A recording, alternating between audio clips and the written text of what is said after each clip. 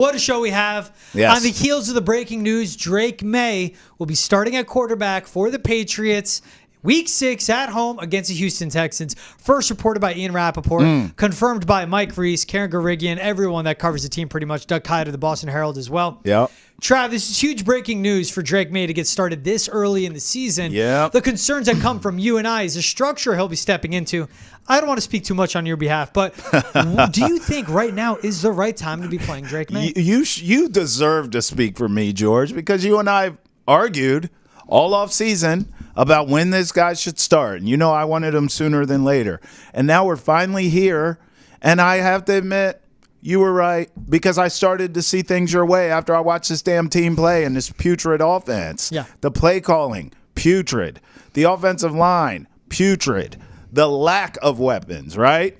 Putrid. So, look, I mean, I've covered, and you have as well, a ton of quarterback controversies and switching from this guy to that guy, and generally they're always met with excitement.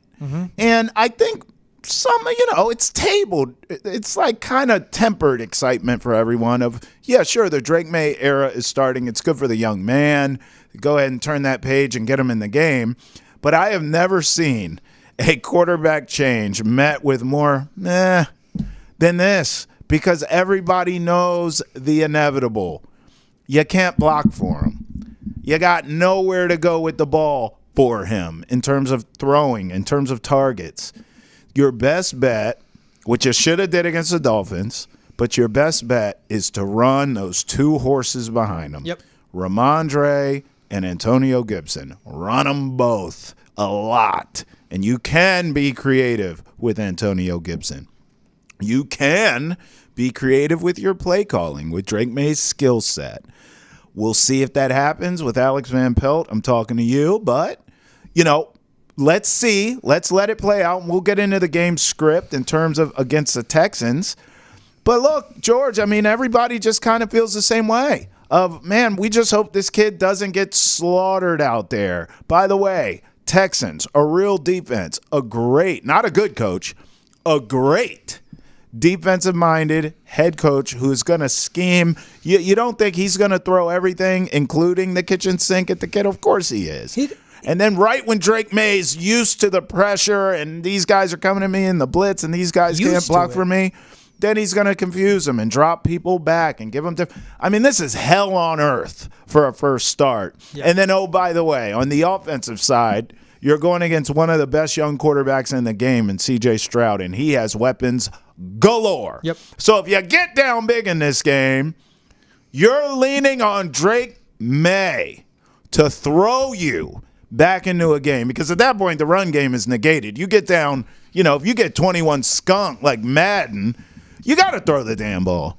It's just a mess, George. I literally am lighting a candle and saying some prayers for Drake Maye, because I have real concerns over his health in this particular matchup. This is an absolute desperation play by the Patriots front office and the Patriots coaching staff. And this will be a disaster on Sunday. Yeah. You've had through 5 games, 5 different combinations of an offensive line. And if you wheel out that same starting offensive line, you have backups in 4 of the 5 spots, including a center that is still getting used to playing the position of center. Imagine at that. right tackle, you have a practice squad guy. And at left guard, you have a practice squad spot as well. This Patriots offensive line allows a league-high 48% pressure percentage on dropbacks. Right. The Texans lead the NFL with pressures on 42% of opponents' dropbacks. They blitz at a very high rate, and they have Will Anderson and Danielle Hunter, who we've seen combined for 13-plus pressures in 2 games this season. Yep. I keep saying the word pressure because if a quarterback can't be settled or be on schedule or be on their spot in the pocket, that will lead to a disaster. And if you look at what Drake Maye can provide, yes, he can do bootlegs, play actions. He's more athletic. We can see RPOs, sprint outs even. I don't trust the play calling of Alex Van Pelt because as we saw against the Miami Dolphins, when they're averaging 8 yards per rush, he only ran the ball 18 times, threw the ball 37 with Jacoby F. and Brissett, and he lost in a one-possession game. The most damning thing I can say is I don't trust the play calling, and that is the situation in New England. You look at this Texans defense and what they did to hold Josh freaking Allen to 9 for 30 on the field with their secondary. They said, we're going to go man. They went we're man. going to match up and try and beat us. And the Patriots don't have man-beating wide receivers. No. Jalen Polk and KJ Osborne, their top 2 receivers on their depth chart, are second to last and last in the NFL in creating separation according to Next Gen Stats. This is doomed from the start, and it's not going to get better. The Jaguars' defense isn't good, but they could put up 20 points, and you can't even score 17. Then you have the Jets after that, which are going to be ignited by a head coaching change. Yes. This offensive line is terrible. This receiving room is terrible. And you know what can overcome that? Good quarterback play and good play calling. You have a question mark of a rookie quarterback who's very raw and very young, and you have an awful play caller from what we've seen through 5 games. And I would like to reserve the right to say, let's wait 8, let's wait 10, let's wait 12. But from what I've seen from Alex Van Pelt, it's been nothing but awful play calling for the New England Patriots. They should be a run-first team. They've been anything but that, and it makes absolutely zero sense. If they beat the Dolphins in week 5, Jacoby Brissett would be your starter in week 6. That tells me the plan that you have was a farce. It was a lie. It was all BS from the start. Because if he won, he would still be the starter. And now you're going to rush this kid in, the future of your franchise, the number 3 overall pick. Right. This is a failure that dates back to the draft by the front office. That dates back to the free agency by the front office. And this is a failure now because of the coaching staff and what they've done moving forward. The Patriots are an absolute joke of a franchise. This will be their 6th starting quarterback since Tom Brady left in free agency. 6th. What are you, the Chicago Bears? Yeah. The Cleveland Browns? The New York Jets? You are now. Maybe. We've seen it. It's been 5 seasons. With 1 playoff appearance, and you got your teeth kicked in that lone playoff appearance. You are a joke of a franchise, and this is what joke franchises do, is this move, rushing in a rookie quarterback when the structure can't even come close to supporting them. Yeah, I like you bringing up the structure because if you think about it, not that long ago, the Texans were a laughingstock of the league. And what happened? Now, their pick, I believe Stroud was number 2 overall, but still, you took the best quarterback available on the board because he wasn't the number 1 pick. You took Stroud at number 2, but there was an actual plan. That's why I'm glad you brought that up. Like, you had a young head coach as well, rookie head coach in D'Amico Ryans, defensive-minded, much like Drake Maye. You took the best quarterback available after the top pick went off the board. Texans did C.J. Stroud. Patriots did Drake Maye. So there's a ton of places where you can compare the franchises. The difference is, and why I bring this up, the Texans had a real plan. They had young wide receiver weapons alongside C.J. Stroud. We didn't know it was going to pop as fast as it did, George, but certainly he came in with weapons already there, weapons that came with him. Then in the draft, that same draft, they took Stroud. They took another stud and Will Anderson on the defensive side and really attacked the defensive side of the ball. There was a plan. Then now, fast forward, just a year later, you go out, you get Stephon Diggs, you get a Joe Milton, you get people who can help nurture and develop your young quarterback. That's a plan. And voila, you went from laughingstock to creme de la creme. I mean, you could argue outside of Kansas City, this is a team to beat in the AFC. So, yeah, there is a blueprint in which to follow how to bring along a young quarterback and set him up to be successful. And Lord knows the Patriots are not following that blueprint at all. They took that blueprint and they ripped that the hell up. They said, we ain't following this nonsense. And it's not nonsense. It's proven that it works. Look, in terms of this game, if I can see Drake Maye have command, it almost feels like we're talking about the preseason a little bit, George, because if I can see Drake Maye have command, which we did see in the preseason, but if I can see him have command of the offense, even if it's not going well, if I can see him feel as comfortable as he can given the circumstances, if he does provide a little juice to the offense. Maybe there's a 3rd and long that he just musters up, buys the time with his legs, finds someone open, gives them an accurate pass, keeps the chains moving. Maybe he's running for his life and he picks up a first down with his legs. I just need to see, he needs a flash. I need to see a couple things here or there that I can feel good about for the future. But I hate that, and all I wanted is for this kid to start. I hate that his first start comes in this game. I wish he had started last week against the Dolphins, where he can make a play or two and you'll win that game. But it's not wins or losses for me, and it's not even the matchup. Is that your offensive line sucks, your receiving core sucks, and your play calling sucks. So yeah, we know that Drake Maye will provide those flashes. Like, he is athletic. I hope so. He can scoot. He has a huge arm. But that's not what it's about when it comes to being a starting quarterback in the NFL and being successful. And why I said don't start him until the offensive line's ready. Don't start him until the offensive line is ready.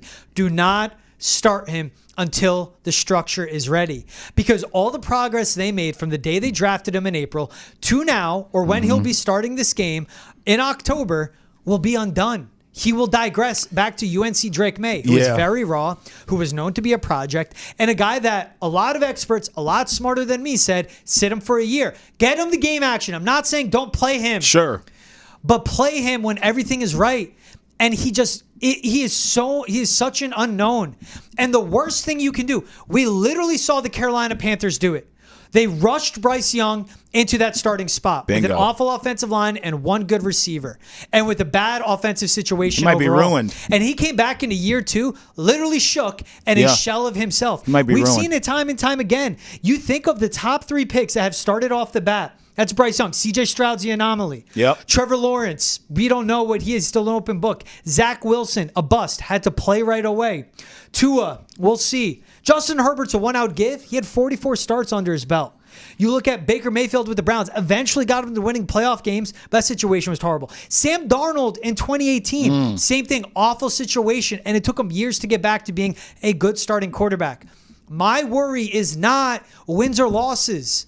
I would love, because I will be watching Sunday. What do I see from Drake Maye? I'm not going to be watching Sunday looking for a Patriots win. But what I want to see from Drake Maye is progressing and taking the steps of improvement to be the guy for the next 10 years. You don't pick number 3 overall to have a guy be your starter for 3 years and then you get rid of him like you did with Mac Jones. It's fair. You pick him that high to be the future of the franchise for 5, 10, 15 years down the road.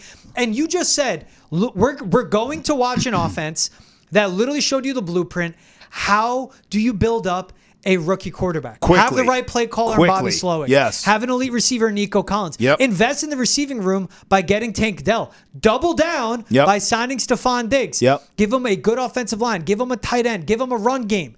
Then we're on the other side of the ball going to see literally how not to bring along a rookie quarterback, because the Patriots are doing the complete opposite.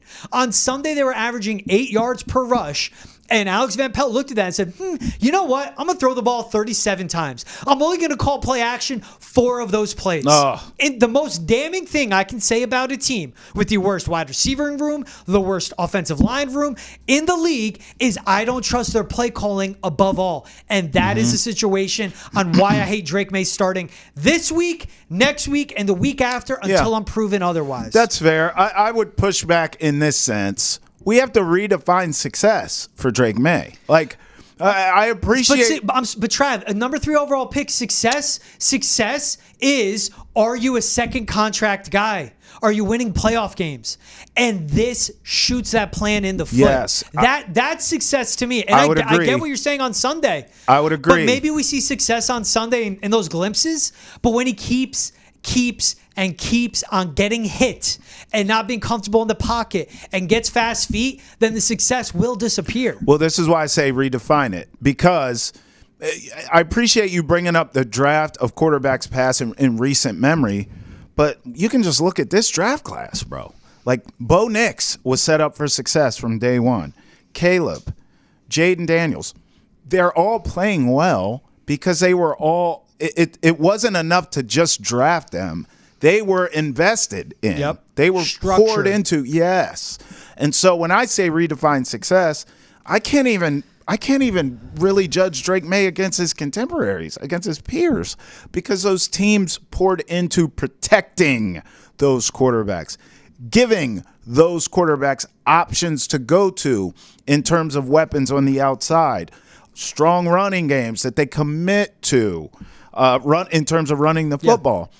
Drake Maye doesn't have any of that. So that's why I say I hear you, big picture, but damn it. I mean, if the guy can stay in one piece, I know that's a big if. I redefine success by, can you be a shot in the arm, not just this week, but the rest of the season for this rock bottom offense? This is rock bottom. And here's where we agree.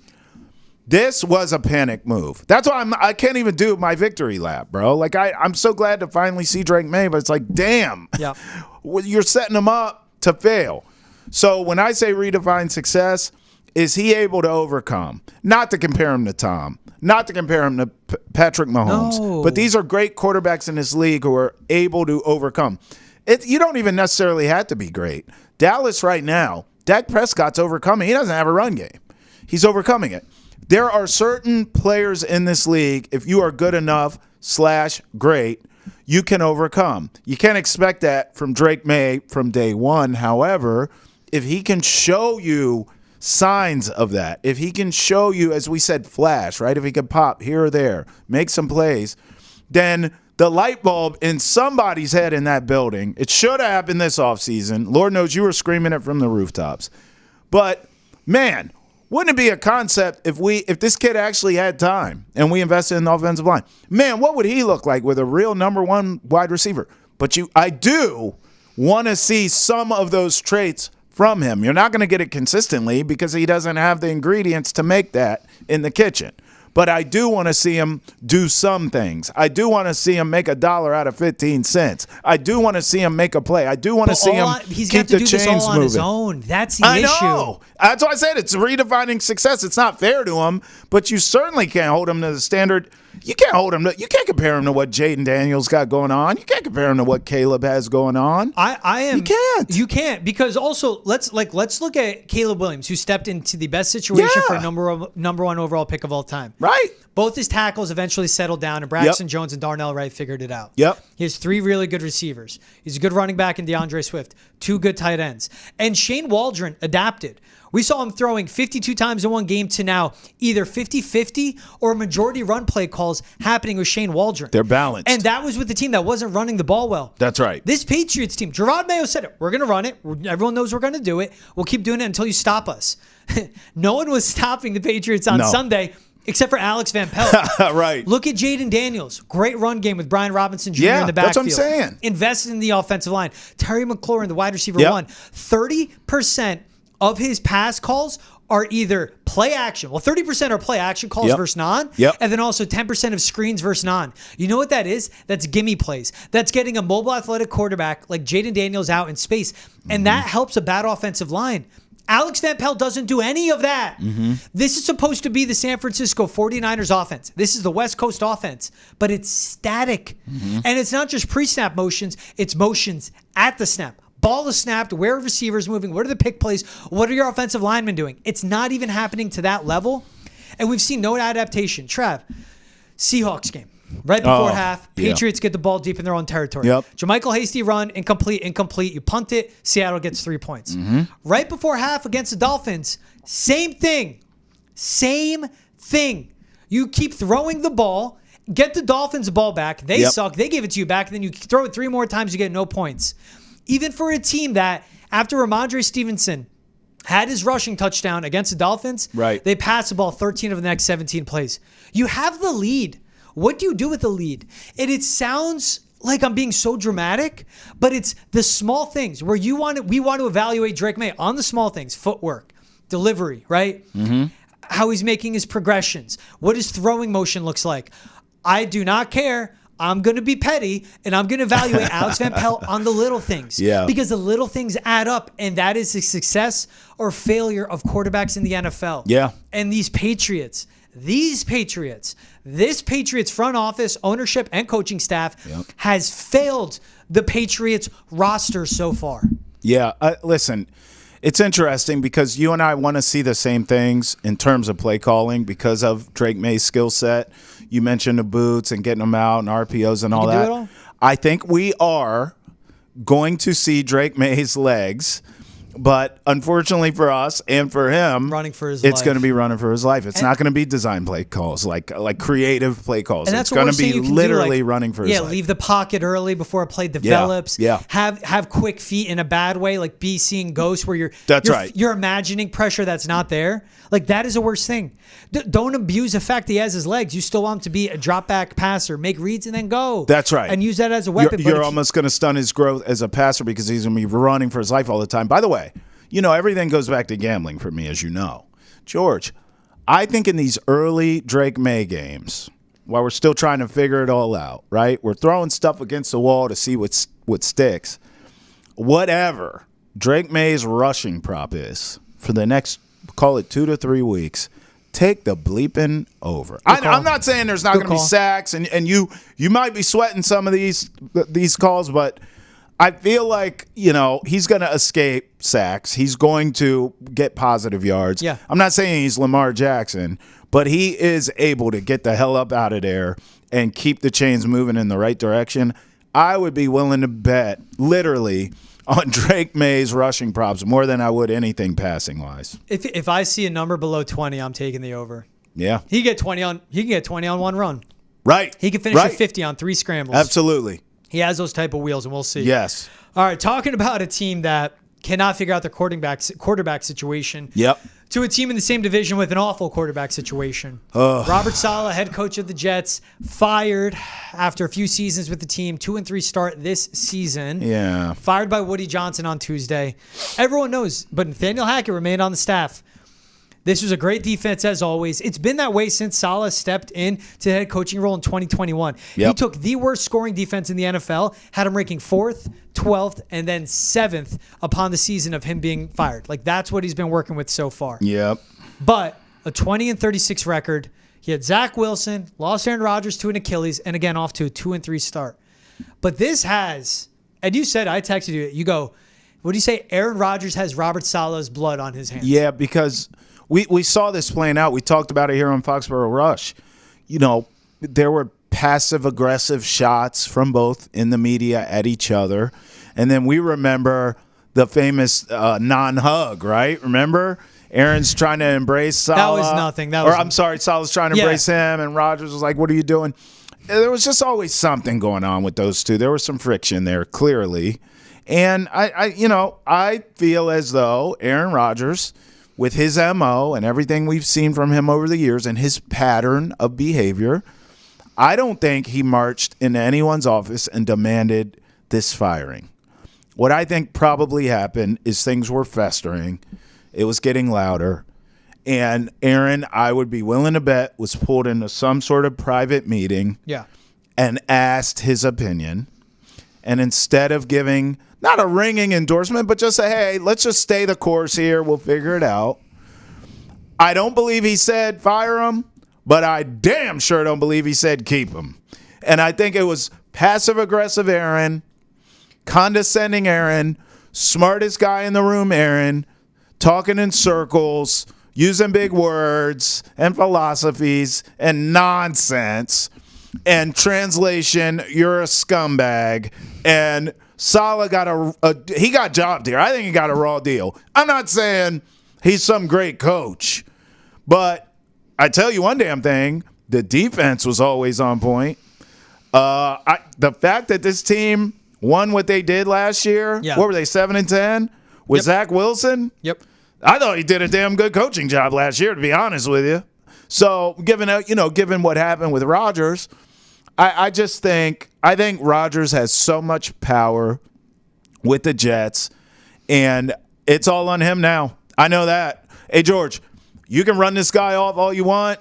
They may go get his boy, Devontae Adams. Great. Not going to make a difference. I don't think so. And by the way, all the pressure is on Aaron Rodgers. All of it now. Yeah. Because at least you had a scapegoat, right? You had someone to take some of the blame here. Well, what's the coach doing, whatever, and what's going on with him and Rodgers? There was the storylines there and all the heat was on Saleh. Now he's gone. All the heat's on you, Aaron. Hackett's still in the building. I mean, by the way, I brought up Devontae. If they go and get him, the reason it doesn't change is because of your play calling on offense, A, and B, George, I don't think this offensive line is any good. Rodgers doesn't have any time. And he's the most magical when he's sort of holding on to the ball and waiting for guys to get open, and he'll find you. And he could still get it there. He still has the arm. But he's not the same player. And he needs more time. And he knows coaching the offensive line and calling the plays. It's Nathaniel Hackett. That's what I'm saying. He's still in the building. Now, interim head coach Jeff Ulbrich, who the defense absolutely loves, and was a Saleh hire, who was his DC since he stepped in. Defense will be fine. He's handing the play calling duties to Todd Downing, reportedly. So we'll see what happens there. But it's the fact that Woody Johnson, without consulting anybody, not even the general manager and Joe Douglas, called Robert Saleh into his office on Tuesday and said, "You're fired." But Nathaniel Hackett wasn't fired. You know what you do? You go with the head coach and you go, "Hey, you got to change something here." Like, you have a long conversation, you point out what your issues are, and you say something needs to change. And he goes, "You know what? Mr. Johnson, I was going to do that. I am demoting Nathaniel Hackett. He will no longer call plays on Sundays. I'm giving it to Todd Downing, who's done it with the Titans." Instead, Woody Johnson took him out back with a shotgun and just put him out of his misery in the worst way possible. Because the fact that Aaron Rodgers is not held accountable, the fact that Nathaniel Hackett is still in that building even. This was a team that in the offseason was bringing in offensive coordinators to basically be an offensive coordinator, but not change the title to Nathaniel Hackett. That says so poorly on what he is. But exactly, this is Aaron Rodgers' world, and he lives in it. And that's the power he has. It's like an NBA setup, and it's absolute BS. Robert Saleh wasn't given a fair shot. Were there his issues? Like him, I've said it, him complaining and mentioning the rain in a post-game loss to the Broncos. For sure. There was a lack of discipline, a lot of penalties, just an unmotivated team that did look flat out in London against the Vikings. Like, just did look like they didn't want to be there. Yeah, that is a reflection on the head coach. But when majority of your issues are on offense, give him an opportunity to fix that. And you said it. It's not that Aaron Rodgers called for him to be fired, but if he was consulted about it, for him not to say don't do that, he was. That's the most damning part of it all. And I hate to say it. I've been the person. I wasn't afraid. I'm like, this is a Jets team that can win playoff games. Like, I was not afraid. Yeah, you were in because of the whole setup. Aaron Rodgers just needed to be a top 15 quarterback with this defense and this run game and everything, right? I hate it, and it's so lazy, but the Jets are the Jets. Yeah. The Browns are the Browns. Yeah. Like, that's what those two franchises are with their quarterback situations and all their mishandlings. Right. And the owners are morons, and they are ruining the franchises themselves. Yeah. That's what Woody Johnson has done. That's what the Haslams in Cleveland have done. Sure. And this is the case, and that's what it boils down to. Robert Saleh will end up being a good consultant for the 49ers, maybe the Packers, right? Maybe even the Rams, go back to Sean McVay, and we'll see. He will land on his feet. We'll see if he even wants to coach this year. He said he wouldn't. I hope he gets another shot at being a head coach, and I hope he learns to be more selective and have a higher standard of, all right, what's the situation I'm going into? It was okay with the Jets. Like, Aaron Rodgers came out of nowhere. That wasn't something when he was hired was planned to happen, but it did. But for what head coaches need to learn is, what's the stability like? Who's the owner? What's a quarterback situation?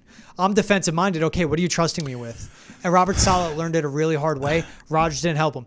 He certainly wasn't doing a great job. Again, Trav, he finished with a 20-36 record, but this is on Aaron Rodgers because Rodgers decides to have Nathaniel Hackett as his OC, decides to give $11 million to Alan Lazard when they can use that on the offensive line, decided last year to have Tim Boyle in his quarterback room. Like, it's a little things that he pushed for because he thinks he's the smartest guy in the room. And guess what? This year, he has shown he isn't the Aaron Rodgers that he was. He's now 40 years old, coming off an Achilles tear, and the consistent play isn't there from him. Yeah, listen, the Saleh taking the Jets gig, some of that, like, you got to take what's available. Like, I hear you now from this experience, and maybe he can be more selective. I don't think he's going to have that luxury the second time around either. I do believe he'll be a head coach again. If I'm a team, I'm hiring him as my defensive coordinator in 5 seconds. In the offseason if I have an opening for that. And I believe he'll have success there because he had success there as a head coach too. I think the guy can coach. Was it perfect? No. Was he learning on the job? Well, yeah. It's his first head coaching gig. I just don't believe he had the luxury to say, well, I'm not going to the Jets because of the owner and their history of this, that, and the buffoonery there. I mean, listen, he got an opportunity. It wasn't the worst job on paper. You need to figure out the quarterback. Hello, that's why they're looking for a head coach, because they haven't been able to do that since ever. How's that sound? So even Joe Namath is the most damn overrated quarterback I've ever seen in my life. So I just look at this as, he didn't have the luxury. And I'm not out here with a violin for Robert Saleh, but I think he got a raw deal, and I think anyone with some sense can see that. And a lot of times in your first opportunity to be a head coach, and especially for minority coaches, you don't have the luxury to be like, I'm not taking that job. I don't think he's going to have that the second time around either. The difference here is what will help him get another job is anyone with sense can look and say, you're a defensive-minded head coach. Your defense was on point the whole time you were there. It didn't take a step back. I don't believe he lost the locker room. I believe he lost Aaron Rodgers. And I don't know if he ever had him, to be quite frank. But once you lose him and Rodgers has the juice that he has with that franchise because they're desperate and they're listening to Aaron, they side with Aaron, he was doomed. He was doomed. If he goes somewhere else and it's a fair situation where the inmates aren't running the asylum and he can get a grown-up as an offensive coordinator and not have some old washed quarterback dictating who does what in the building, maybe Saleh, and with, taking the lessons from this gig, maybe he can have success, George. I'm not willing to give up on him. But I've been out on Rodgers since the shrooms at the darkness retreat. I mean, you lost me there, brother. Like, what? What is this? Are you a teenage hippie? I mean, then fine. But you're my franchise quarterback, a Hall of Famer? Nah, I'm out on that, bruh. Thanks. You know what the most damning thing, and also why I get even more aggravated when I think of what the situation of the AFC East is? What? This division's wide open. Yeah. The Bills have no receivers that can get separation. Tua. The Dolphins are dead. That defense is terrible. We don't know if they'll even get Tua back. Bro. The Jets are in disarray. It's wide open. All the Patriots had to be would go from being a 4-win team to a 7 or 8-win team, and maybe they could have gotten to the playoffs. But they made every wrong step possible. We're looking at the question of who wins this conference. Bills minus 230, Jets plus 350. So that alone tells you it's a Bills conference division to lose. Sure. Dolphins 6-1, Patriots 55-1, and it's going to be the Bills. They have Josh Allen. It's going to be the Bills. But if the Jets actually built their offensive line the right way with young talent, which they got in Olufashinu, but having Tyron Smith, an older vet out there on the outside, had a better receiving room, which they could get by trading for Devontae Adams. But honestly, again, you have Aaron Rodgers, who's really smart. You have Garrett Wilson, who gets open. You have two good running backs. Mm-hmm. If you had a good play caller with this head coach and this defense, they would have been fine. And the same thing to the Patriots. Can you just be effing decent? Yeah. Could you have just built up a team where you paid for a vet left tackle, you went out and got a veteran pass catcher, where you went and you drafted more immediate impact guys that have an impact on the game, just and built, again, offensive coordinating. Gone with the play caller that could have gotten the most out of Ramondre Stevenson, and eventually when it's Drake Maye, get the most out of a kid with a really high ceiling. Mm-hmm. But they misstepped that every which way. I said to you, we were like, who's the favorite to be the first coach fired? It was Dennis Allen with the Saints. And you know what Dennis Allen did this offseason? Hired Clint Kubiak. Yeah. Clint Kubiak saved Dennis Allen's job. Saved his gig, at least for during the season. We'll see in the offseason. But yeah, you're right. If Robert Saleh could have hired an offensive coordinator of his picking, maybe he goes Clint Kubiak. Maybe. Because Saleh comes from the Shanahan tree. He learned under Kyle Shanahan. Clint Kubiak is connected to obviously his dad Gary, but also the Shanahans as well. Yeah. There would have been a relationship there. But that just shows, and the same thing with the Pats, if you went out and actually hired a good offensive coordinator, instead of just going with Alex Van Pelt because maybe he was cheap because the Browns are paying half of his payroll, who knows? That's what the issues are with these teams are constructed. That's what aggravates me about the Patriots. This division is completely effing winnable. Completely winnable. It really is wide open. You know who I don't give a shot, though, is the Pats. Because if Tua comes back, maybe the Dolphins make it happen. Yeah. Jets maybe, Bills maybe. The Tua's Patriots coming back, bro. All the concern about his health and player safety is nonsense. We were watching it together. In the Bills game, Josh Allen got knocked the bleep out. Scary. He went to the tent. What did he miss? A couple plays? I think Trubisky came in or whoever the hell's a backup. Yep. And then Josh Allen was right back. Yep. And we were, kind of tongue-in-cheek joking about it. It's never funny to see a player get hurt and get his bell rung. But you and I were joking like, well, that was Was that not a concussion? Did we just, they just swept that under the rug? I don't believe for a second these teams when they say we're so concerned with the BS. Yep. Tua's coming back, okay? Because this division is wide open. That's why he's coming back. Because McDaniels and the crew know we got to get his ass back in here so we can make a run at this thing. So it's 6-1. That's not the worst bet I would have ever made. I already had a ton of bets, as you know, on the Dolphins in the offseason that I might as well flush down the toilet. But the odds tell you the Patriots in a wide open division, 55-1. That's how bad they are. Think everyone is single digit. Like it goes 6-1 to 55-1. Bro. That's how bad you are. It's not 6-1 to 10. That's embarrassing. 6-1 to 12-1, even like double as long as a underdog. That's embarrassing. 55-1. From plus 600 to plus 5,500. That's awful. That's what terrible. this team is. Yeah, that's terrible. By That's the what way, the whole situation is. the last game of the season, I don't know why I'm thinking this, but like down the stretch, I'm just looking at the schedule right now. Pull yours up. I mean, you're in the season with 2 home games against the Chargers and the Bills, right? 2 big brands, like potential playoff teams. Certainly, we think the Bills. I mean, what is the stadium going to look like, George? Honestly, the end of December, January beginning 5th. of January, it's cold. You suck. You're playing 2 potential playoff teams. What is that stadium going to look like? How's empty sound? I mean, bro, this is rock bottom. George, we are at rock bottom. You better pray. We Patriots. You better. I do not want to be associated with this mess. Leave you out of it? Leave me out of You this. better pray.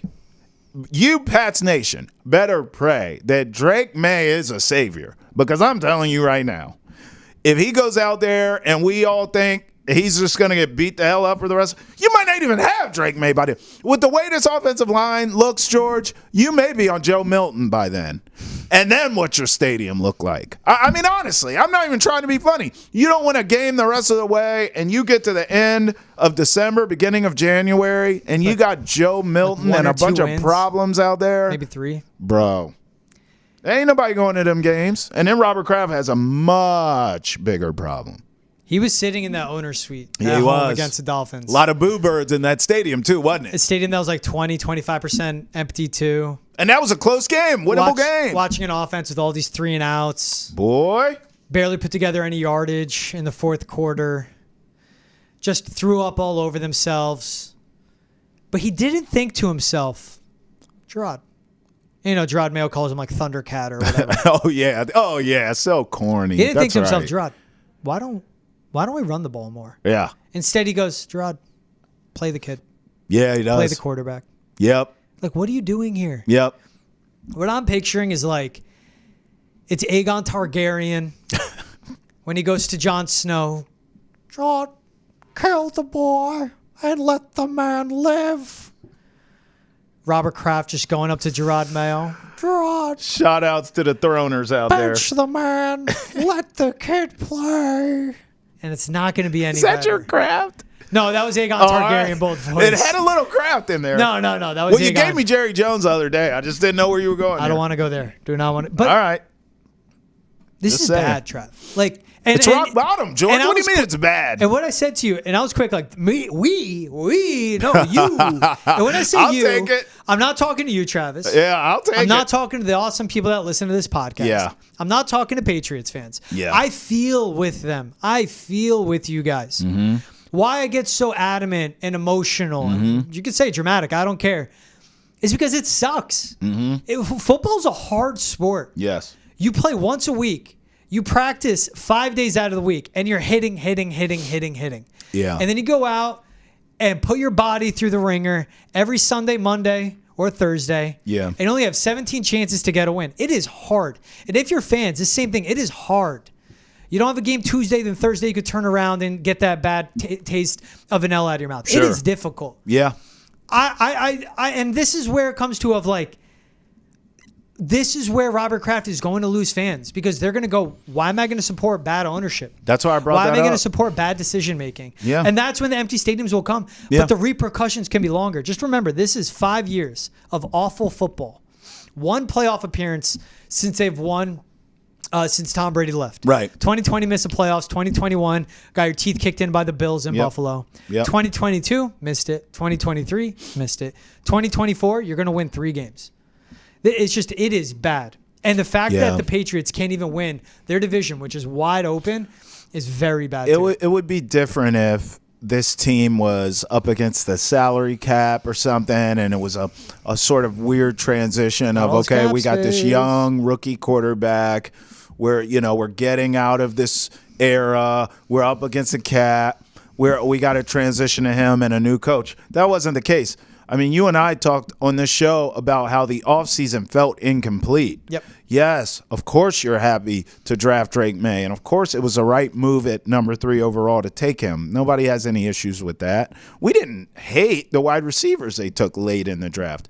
But both of us, ad nauseum, were saying, also, I didn't hate Antonio Gibson coming here, but both of us were saying, you have to address the offensive line. You must address offensive line. You can afford to do it. Yep.